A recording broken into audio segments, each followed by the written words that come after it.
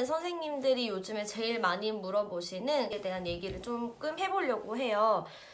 간편일지가 처음에 한 몇 년 전부터 썼던 것 같은데, 물론 지금 쓰는 어린이집도 있고 아니면 최근부터 이제 쓰기 시작한 어린이집도 있을 거고 아예 안 쓰는 어린이집도 있을 것 같긴 한데, 이번에 평가제가 생기면서 간편일지가 이제 쓰면 안 된다라는 말이 되게 많이 나오고 있나 봐요.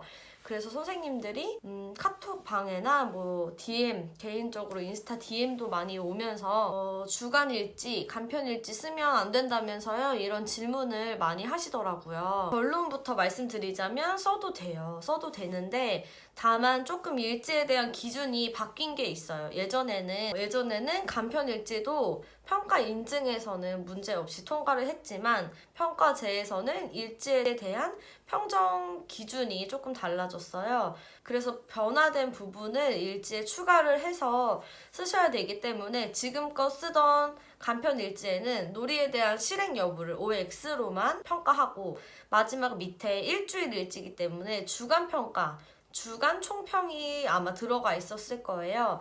근데 이제는 일지 평가제에서 요구하는 일지는 놀이에 대한 실행, 기록, 그리고 그 다음날에 뭔가를 반영했다면 반영한 내용이 연결되는지까지 보여야 되는데 놀이에 대한 실행 여부를 단순히 OX로만 썼었으니까 그게 좀 안 됐어요. 그래서 평가제에서 요구하는 일지에는 놀이에 대한 기록이 조금 더 자세하게 들어가야 되고 오늘 뭔가 잘 안 됐거나 오늘 뭐가 잘 됐다거나 아니면 내가 계획한 놀이가 아닌데 이런 놀이를 했다거나 아이들이 주도해서 이런 놀이를 하는 모습을 보였다거나 그러니까 놀이에 대한 기록이 조금 더 자세하고 풍부하게 적혀져 있어야 되는 거예요.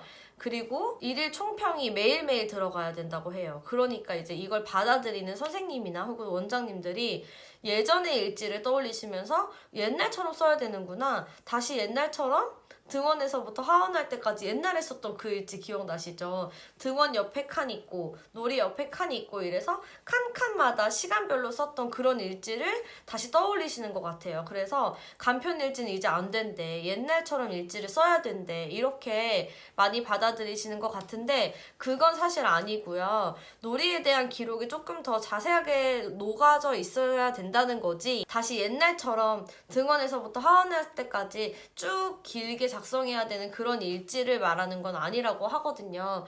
그리고 인증국에 제가 연락을 해서 여쭤본 결과는 주간일지든 일일일지든 형식을 자기들이 평정을 하진 않겠대요. 평가제에서 요구하는 것들만 만족이 되면 주간일지든 일일일지든 아무 문제가 없는 거예요. 그러니까 조금 마음 편하게 쓰시면 되고 저희는 일일 총평이 있는 주간 일지를 썼었어요. 그러니까 어린이집 스타일에 맞게 아니면 혹은 원장님 운영 스타일에 맞게 일지를 만들어서 쓰시면 될 것 같고요. 일지 작성하는 게 너무 어렵고 놀이에 대한 기록을 어떻게 남겨야 되는지 그 다음날 어떻게 연결이 돼야 되고 놀이의 흐름을 기록하는 게 너무 어렵다 하시는 분들은 제가 블로그에 주간일지, 일일일지를 다 올려놨어요. 그러니까 들어와서 그 일지 평가 쓰는 방법 어떤 한 일지에 평가가 다 적혀있는 걸 그냥 그대로 드리는 게 아니라 일지 평가를 어떻게 써야 되고 그 평가가 다음날까지 어떻게 반영돼야 되고 이런 내용, 이런 팁을 담은